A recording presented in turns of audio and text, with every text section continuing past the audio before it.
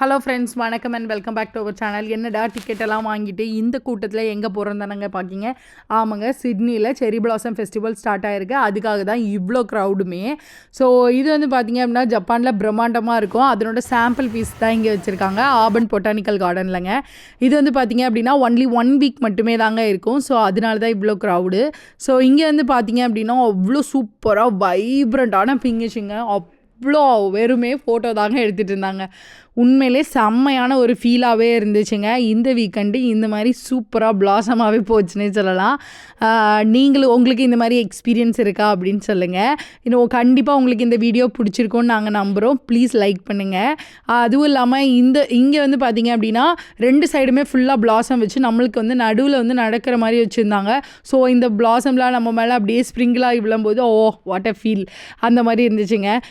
Part 2 வந்து continue ஆகுது. Please பார்த்து சப்ஸ்கிரைப்